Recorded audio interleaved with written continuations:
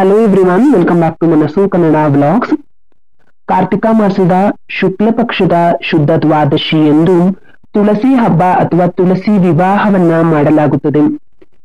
ಈ ದ್ವಾದಶಿ ತಿಥಿ ಇರಬೇಕಾದ್ರೇನೆ ಈ ತುಳಸಿ ವಿವಾಹ ಬರುವಂತದ್ದು. ಇನ್ನು ಈ ಬಾರಿ 2025ರಲ್ಲಿ ತುಳಸಿ ಹಬ್ಬ ಅಥವಾ ತುಳಸಿ ವಿವಾಹ ಬಂದಿರುವಂತದ್ದು ನವೆಂಬರ್ 2ನೇ ತಾರೀಕು ಭಾನುವಾರದಂದು ಬಂದಿದೆ. ದ್ವಾದಶಿ ತಿಥಿಯು ಪ್ರಾರಂಭವಾಗುವಂತದ್ದು ನವೆಂಬರ್ 2ನೇ ತಾರೀಕು ಭಾನುವಾರ ಬೆಳಿಗ್ಗೆ 7:31 ಪ್ರಾರಂಭವಾಗಿ ನವೆಂಬರ್ 3ನೇ ತಾರೀಕು ಸೋಮವಾರ ಬೆಳಗಿನ ಜಾವ 5:07 ಮುಕ್ತಾಯವಾಗುತ್ತದೆ. ಪೂರ್ತಿಯಾಗಿ ದ್ವಾದಶಿ ತಿಥಿ ಇರುವುದು ನವೆಂಬರ್ 2ನೇ ತಾರೀಕು ಭಾನುವಾರ. ಹಾಗಾಗಿ ನವೆಂಬರ್ 2 ಭಾನುವಾರದಂದು ಈ ಬಾರಿ ತುಳಸಿ ವಿವಾಹ ಅಥವಾ ತುಳಸಿ ಹಬ್ಬದ ಆಚರಣೆಯನ್ನು ನಾವು ಮಾಡಬೇಕು. ಈ ಕಾರ್ತಿಕ ಮಾಸದ ಶುದ್ಧ ದ್ವಾದಶಿಯಂದು ನವೆಂಬರ್ 2ನೇ ತಾರೀಕು ತುಳಸಿ ಹಬ್ಬವನ್ನ, ತುಳಸಿ ವಿವಾಹವನ್ನ, ಜೊತೆಗೆ ತುಳಸಿ ಪೂಜೆಯನ್ನ ಮಾಡಬೇಕು. ಹಾಗಾದರೆ ಆ ದಿನದಂದು ಯಾವ ರೀತಿಯಾಗಿ ತುಳಸಿ ವಿವಾಹ ಮತ್ತು ತುಳಸಿ ಪೂಜೆ, ತುಳಸಿ ಹಬ್ಬದ ಆಚರಣೆಯನ್ನ ಹೇಗೆ ಮಾಡಬೇಕು, ಸರಳ ಪೂಜಾ ವಿಧಾನವನ್ನ, ಪೂಜಾ ಸಮಯವನ್ನ, ಯಾವ ನೈವೇದ್ಯವನ್ನ ಅರ್ಪಿಸಬೇಕು, ಯಾವ ದೀಪವನ್ನ ಹಚ್ಚಿಡಬೇಕು, ಎಲ್ಲವನ್ನು ಕೂಡ ಸಂಪೂರ್ಣವಾದ ಮಾಹಿತಿಯನ್ನ ಇವತ್ತಿನ ವಿಡಿಯೋದಲ್ಲಿ ತಿಳಿಯೋಣ. ಮೊದಲಿಗೆ ತುಳಸಿ ವಿವಾಹದ ದಿನದಂದು ಯಾವ ಶುಭ ಸಮಯದಲ್ಲಿ ತುಳಸಿ ಪೂಜೆಯನ್ನು ಮಾಡಬೇಕು ಅನ್ನೋದನ್ನ ತಿಳಿಯೋಣ. ನವೆಂಬರ್ 2 ಭಾನುವಾರದ ರಾಹುಕಾಲದ ಸಮಯ ಬಂದು ಸಂಜೆ 4:09 5:39 ಕೂಡ ರಾಹುಕಾಲ ಇದೆ. ಗುಳಿಕ ಕಾಲ ಮಧ್ಯಾಹ್ನ 2:39 4:09 ಕೂಡ ಗುಳಿಕ ಕಾಲ ಇದೆ. ಹಾಗೇನೆ ಯಮಗಂಡ ಕಾಲ ಬೆಳಿಗ್ಗೆ 11:39 1:09 ಕೂಡ ಯಮಗಂಡ ಕಾಲ ಇದೆ. ಈ ರಾಹುಕಾಲ ಮತ್ತು ಯಮಗಂಡ ಕಾಲದ ಸಮಯವನ್ನ ಬಿಟ್ಟು ಇನ್ನುಳಿದ ಎಲ್ಲಾ ಸಮಯದಲ್ಲೂ ಕೂಡ ನೀವು ತುಳಸಿ ವಿವಾಹ ಮತ್ತು ತುಳಸಿ ಪೂಜೆಯನ್ನ ಮಾಡಬಹುದು. ಇನ್ನು ಆ ದಿನ ಬೆಳಗ್ಗೆ ನಮಗೆ ದ್ವಾದಶಿ ತಿಥಿಯು 7:31 ಪ್ರಾರಂಭವಾಗೋದ್ರಿಂದ ಅದರ ನಂತರ ನೀವು ತುಳಸಿ ವಿವಾಹ ಮತ್ತು ತುಳಸಿ ಪೂಜೆಯನ್ನ ಮಾಡಬಹುದು. ನವೆಂಬರ್ 2 ಭಾನುವಾರದಂದು ಬೆಳಗ್ಗೆ ನಿಮಗೆ ತುಳಸಿ ಪೂಜೆಯನ್ನು ಮಾಡೋದಕ್ಕೆ ಆಗ್ಲಿಲ್ಲ ಅಂದ್ರೆ ಆ ದಿನ ಸಂಜೆ ಗೋಧೂಳಿ ಸಮಯದಲ್ಲೂ ಕೂಡ ತುಳಸಿ ಪೂಜೆ ಮತ್ತು ತುಳಸಿ ವಿವಾಹವನ್ನ ಮಾಡಬಹುದು. ಸಂಜೆ ಗೋಧೂಳಿ ಸಮಯ ಬಂದು ಆ ದಿನ ಸಂಜೆ 5:45 6:48 ಕೂಡ ಗೋಧೂಳಿ ಸಮಯವಿದೆ. ಒಂದು 5:30 7 ಗಂಟೆ ಒಳಗೆ ನೀವು ತುಳಸಿ ಪೂಜೆಯನ್ನ ಆ ದಿನ ಮಾಡಬಹುದು. ಇನ್ನು ಯಾವ ರೀತಿಯಾಗಿ ಆ ದಿನ ತುಳಸಿ ವಿವಾಹ ಮತ್ತು ತುಳಸಿ ಪೂಜೆಯನ್ನು ಮಾಡಬೇಕು ಅನ್ನೋದನ್ನ ತಿಳಿಯೋಣ. ತುಳಸಿ ಪೂಜೆಯನ್ನು ಮಾಡೋದಕ್ಕೆ ಒಂದು ತುಳಸಿ ಗಿಡ ಬೇಕೇ ಬೇಕು. ನಮ್ಮ ಹಿಂದೂ ಧರ್ಮದಲ್ಲಿ ಪ್ರತಿಯೊಬ್ಬರ ಮನೆಯ ಮುಂಭಾಗದಲ್ಲೂ ಕೂಡ ತುಳಸಿ ಗಿಡವನ್ನ ಹಾಕೊಂಡಿರ್ತೀವಿ.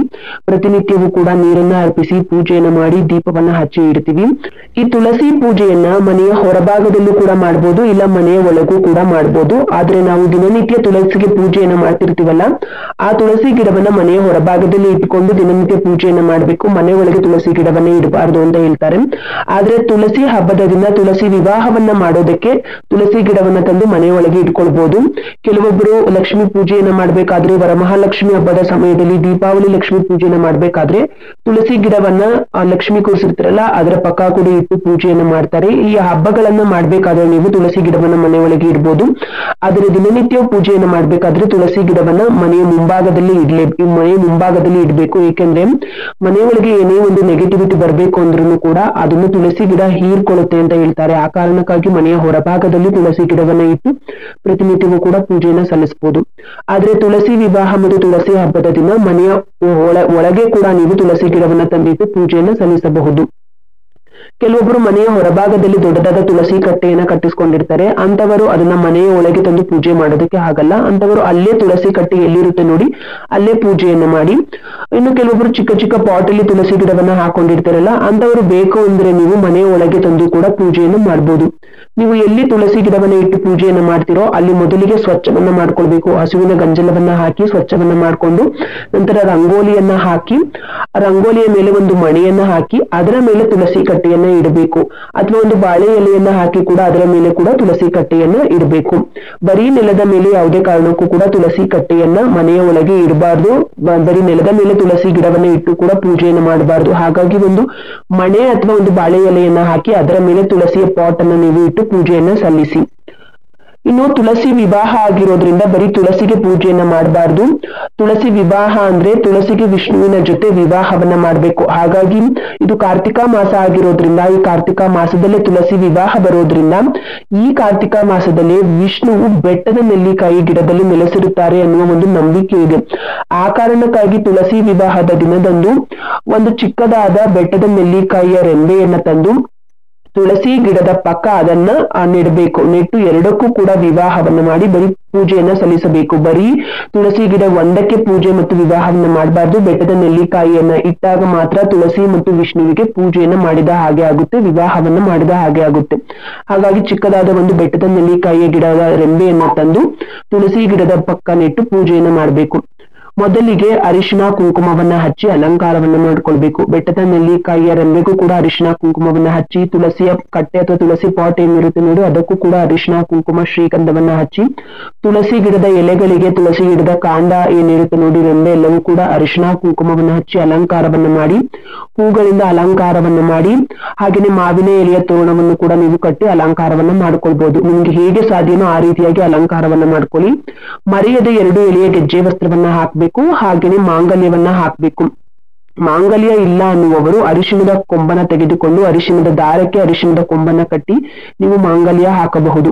ಕೆಲವೊಬ್ರು ಬರೀ ತುಳಸಿ ಗಿಡ ಒಂದಕ್ಕೆ ಅರಿಶಿಣದ ಕೊಂಬು ಮಾಂಗಲ್ಯವನ್ನ ಕಟ್ತಾರೆ. ಇನ್ನು ಕೆಲವೊಬ್ರು ಬೆಟ್ಟದ ನೆಲ್ಲಿಕಾಯಿ ರೆಂಬೆ ಏನಿರುತ್ತೆ ನೋಡಿ ಅದನ್ನ ಸೇರಿಸಿ, ತುಳಸಿ ಗಿಡ ಮತ್ತು ಬೆಟ್ಟದ ನೆಲ್ಲಿಕಾಯಿ ರೆಂಬೆ ಎರಡಕ್ಕೂ ಸೇರಿಸಿ ಕೂಡ ಮಾಂಗಲ್ಯವನ್ನ ಅರಿಶಿಣದ ಕೊಂಬನ್ನ ಕಟ್ತಾರೆ. ನಿಮ್ಮ ಮನೆಯ ಪದ್ಧತಿ ಹೇಗಿರುತ್ತೋ ಅದೇ ರೀತಿಯಾಗಿ ಮಾಡಿ.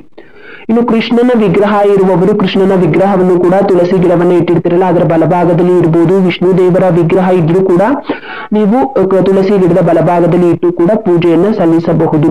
ಗೆಜ್ಜೆ ವಸ್ತ್ರವನ್ನ ಹಾಕಿ ಹೂಗಳಿಂದ ಅಲಂಕಾರವನ್ನ ಮಾಡಿಕೊಂಡ ನಂತರ ನಿಮ್ಗೆ ಬೇಕು ಅನ್ಸಿದ್ರೆ ನೀವು ಸೀರೆಯನ್ನು ಕೂಡ ತುಳಸಿ ಗಿಡಕ್ಕೆ, ತುಳಸಿ ಕಟ್ಟೆಗೆ ಸೀರೆಯನ್ನು ಕೂಡ ಉಡಿಸಬಹುದು. ಹಾಗೇನೆ ಯಾವುದಾದ್ರೂ ಒಂದು ನೈವೇದ್ಯವನ್ನ ಅರ್ಪಿಸಬೇಕು. ಯಾವುದಾದ್ರೂ ಒಂದು ಸಿಹಿ ನೈವೇದ್ಯವನ್ನ ಅರ್ಪಿಸಿ. ತುಳಸಿಗೆ ತುಂಬಾನೇ ಪ್ರಿಯವಾದ ನೈವೇದ್ಯ ಅಂದ್ರೆ ಅವಲಕ್ಕಿಯಿಂದ ಮಾಡಿರೋ ನೈವೇದ್ಯ ಅಂತ ಹೇಳ್ತಾರೆ. ಹಾಗಾಗಿ ಸಿಹಿ ಅವಲಕ್ಕಿಯನ್ನ ಮಾಡಿ ನೈವೇದ್ಯವಾಗಿ ತುಳಸಿ ಪೂಜೆಯನ್ನ ಮಾಡಿರ್ತಾರೆ, ಅಲ್ಲೇ ಇಡಿ. ಹಾಗೇನೆ ಹಣ್ಣುಗಳನ್ನ ಇಡಿ, 5 ತರದ ಹಣ್ಣುಗಳನ್ನ ಇಡಿ. ಇಲ್ಲಾಂದ್ರೆ ಬಾಳೆಹಣ್ಣನ್ನ ಇಟ್ಟರು ಕೂಡ ಆಗುತ್ತೆ, ಬಾಳೆಹಣ್ಣನ್ನ ಇಡಿ. ಜೊತೆಗೆ ತುಳಸಿ ಗಿಡದ 2 ಸೈಡಲ್ಲೂ ಕೂಡ ಬಲಭಾಗ ಮತ್ತು ಎಡಭಾಗದಲ್ಲೂ ಕೂಡ ಒಂದೊಂದು ದೀಪಗಳನ್ನ ಹಚ್ಚಿಡ್ಬೇಕು. 2 ದೀಪಗಳನ್ನ ಹಚ್ಚಿಡಿ. ಅದನ್ನ ಬಿಟ್ರೆ ಬೆಟ್ಟದ ನೆಲ್ಲಿಕಾಯಿಯ ದೀಪವನ್ನ ಹಚ್ಚಬೇಕು. ತುಂಬಾನೇ ವಿಶೇಷವಾದ ಒಂದು ದೀಪ ಅಂತಾನೆ ಹೇಳ್ಬೋದು. ತುಳಸಿ ಹಬ್ಬದ ದಿನ, ತುಳಸಿ ವಿವಾಹದ ದಿನ ಮರೆಯದೆ ಬೆಟ್ಟದ ನೆಲ್ಲಿಕಾಯಿಯ ದೀಪವನ್ನ ಹಚ್ಚಲೇಬೇಕು. 5 ಇಲ್ಲ ಅಂದ್ರೆ 9 ಬೆಟ್ಟದ ನೆಲ್ಲಿಕಾಯಿಯ ದೀಪವನ್ನ ರೆಡಿ ಮಾಡಿ ಇಟ್ಕೊಂಡಿರಿ. ಮೊದಲಿಗೆ ಗಣಪತಿಗೆ ಪೂಜೆಯನ್ನ ಸಲ್ಲಿಸಿ, ಗಣಪತಿಯ ಫೋಟೋ ಇದ್ರೆ ಫೋಟೋವನ್ನ ಇಡಿ. ಇಲ್ಲಾಂದ್ರೆ ಬೆಳ್ಳಿದು ಅಥವಾ ಚಿನ್ನದ್ದೇ ಗಣಪತಿಯ ವಿಗ್ರಹ ಇದ್ರೂ ಕೂಡ ಇಟ್ಟು ನೀವು ಪೂಜೆಯನ್ನ ಮಾಡಬಹುದು. ಬಟ್ ಮನೆಯ ಹೊರಭಾಗದಲ್ಲಿ ಪೂಜೆಯನ್ನ ಮಾಡುವವರು ಬೆಳ್ಳಿಯ ವಿಗ್ರಹವನ್ನ ಇಡೋದು ಅಷ್ಟು ಒಳ್ಳೆಯದಲ್ಲ. ಹಾಗಾಗಿ ಅರಿಶಿಣದಿಂದ ಅಥವಾ ಸಗಣಿಯಿಂದ, ನೀವು ಹಸುವಿನ ಸಗಣಿಯಿಂದ ಕೂಡ ಗಣಪನನ್ನ ಮಾಡಿಟ್ಟು ಮೊದಲಿಗೆ ಗಣಪತಿಗೆ ಪೂಜೆಯನ್ನ ಸಲ್ಲಿಸಿ ನಂತರ ನೀವು ತುಳಸಿ ಗಿಡಕ್ಕೆ ಪೂಜೆಯನ್ನ ಮಾಡಬೇಕು. 108 ಬಾರಿ ತುಳಸಿ ಅಷ್ಟೋತ್ತರವನ್ನ ಹೇಳ್ಕೊಂಡು ಪೂಜೆಯನ್ನ ಮಾಡಿ, ಪೂಜೆ ಮುಗಿದ ನಂತರ ಅಗರಬತ್ತಿಯಿಂದ ಪೂಜೆಯನ್ನು ಮಾಡಿದ ನಂತರ ಹಾಲು ಮತ್ತೆ ತುಪ್ಪವನ್ನ ಒಂದು ಬಟ್ಟಲಲ್ಲಿ ತೆಗೆದುಕೊಂಡು ಅದನ್ನ ತುಳಸಿ ಗಿಡದ ಬುಡಕ್ಕೆ ಹಾಕಿ, ನಂತರ ಅಕ್ಷತೆಯನ್ನ ತುಳಸಿ ಮತ್ತೆ ಬೆಟ್ಟದ ನೆಲ್ಲಿಕಾಯಿ ಗಿಡದ ಮೇಲೆ ಹಾಕಿ ಕೊನೆಯಲ್ಲಿ ಮಂಗಳಾರತಿಯನ್ನ ಮಾಡಬೇಕು. ಹಾಗೇನೆ ಮುತ್ತೈದೆಯರನ್ನ ಮನೆಗೆ ಕರೆದು ಅವರಿಗೆ ಅರಿಶಿಣ ಕುಂಕುಮವನ್ನ ಕೊಡಬೇಕು. ಇಷ್ಟೆಲ್ಲ ಆದ ನಂತರ ಕೊನೆಯಲ್ಲಿ ಕೆಂಪಾರತಿಯನ್ನು ಮಾಡಬೇಕು. ಕೆಂಪು ನೀರನ್ನ ಮಾಡಿಕೊಂಡು ತುಳಸಿ ಗಿಡ ಮತ್ತು ಬೆಟ್ಟದ ನೆಲ್ಲಿಕಾಯಿ ಗಿಡಕ್ಕೆ ಕೆಂಪಾರತಿಯನ್ನ ಮಾಡಿ ದೃಷ್ಟಿಯನ್ನ ತೆಗಿಬೇಕು. ಆ ಕೆಂಪಾರತಿ ಮಾಡಿದ ನೀರನ್ನ ನಾವು ಯಾವುದಾದ್ರೂ ತೆಂಗಿನ ಮರ ಅಥವಾ ಯಾವುದಾದ್ರೂ ಮರ ಗಿಡಗಳ ಬುಡದಲ್ಲೇ ಹಾಕಬೇಕು. ಯಾವುದೇ ಕಾರಣಕ್ಕೂ ದಾರಿಯಲ್ಲಿ ಅದನ್ನ ಹಾಕೋದಕ್ಕೆ ಹೋಗ್ಬೇಡಿ. ನಾವು ಬೇರೆ ಪೂಜೆಗಳನ್ನ ಮಾಡ್ಬೇಕಾದ್ರೆ ದೇವರಿಗೆ ಕೆಂಪಾರತಿ ಮಾಡಿದ ನೀರನ್ನ ಏನ್ ಮಾಡ್ತೀವಿ, ತುಳಸಿ ಗಿಡಕ್ಕೆ ಹಾಕ್ತಿವಿ. ಆದ್ರೆ ತುಳಸಿ ಗಿಡಕ್ಕೆ ಕೆಂಪಾರತಿ ಮಾಡಿದ ನೀರನ್ನ ತುಳಸಿ ಗಿಡಕ್ಕೆ ಹಾಕಬಾರ್ದು. ಆದಷ್ಟು ತೆಂಗಿನ ಮರದ ಬುಡಕ್ಕೆ ಹಾಕಿ, ಅದಿಲ್ಲಾಂದ್ರೆ ಯಾವುದಾದ್ರೂ ಗಿಡ ಮರಗಳ ಬುಡದಲ್ಲಿ ಯಾರು ತುಳಿಯದೇ ಇರುವಂತ ಜಾಗದಲ್ಲಿ ಕೆಂಪಾರತಿ ಮಾಡಿದ ನೀರನ್ನ ಹಾಕಿ. ಈ ರೀತಿಯಾಗಿ ತುಂಬಾನೇ ಸರಳವಾಗಿನೇ ತುಳಸಿ ಹಬ್ಬದ ದಿನದಂದು ತುಳಸಿ ವಿವಾಹ ಮತ್ತು ತುಳಸಿ ಪೂಜೆಯನ್ನ ಮನೆಯಲ್ಲಿ ಮಾಡಿ, ಮನೆಯ ಒಳಗೂ ಮಾಡ್ಬೋದು, ಮನೆಯ ಹೊರಭಾಗದಲ್ಲೂ ಕೂಡ ನೀವು ತುಳಸಿ ವಿವಾಹ ಮತ್ತು ತುಳಸಿ ಪೂಜೆಯನ್ನ ಮಾಡ್ಬೋದು. ಮರೆಯದ ಬೆಟ್ಟದ ನೆಲ್ಲಿಕಾಯಿಯ ಗಿಡವನ್ನ ತಂದಿಟ್ಟು ಎರಡಕ್ಕೂ ಕೂಡ ತುಳಸಿ ಗಿಡ, ಬೆಟ್ಟದ ನೆಲ್ಲಿಕಾಯಿ ಗಿಡಕ್ಕೆ ಪೂಜೆಯನ್ನ ಸಲ್ಲಿಸಿ, ಹಾಗೆ ಮರೆಯದೆ ಬೆಟ್ಟದ ನೆಲ್ಲಿಕಾಯಿ ದೀಪವನ್ನ ಹಚ್ಚಿಡ್ಬೇಕು. ಈ ವಿಶೇಷವಾದ ಮಾಹಿತಿ ನಿಮ್ಗೆಲ್ಲರಿಗೂ ಇಷ್ಟ ಆಗಿದೆ ಅಂತ ಅನ್ಸಿದ್ರೆ ಮನಸ್ಸು ಕನ್ನಡ ವ್ಲಾಗ್ಸ್ ಚಾನಲ್ಗೆ ಸಬ್ಸ್ಕ್ರೈಬ್ ಮಾಡಿಕೊಳ್ಳಿ.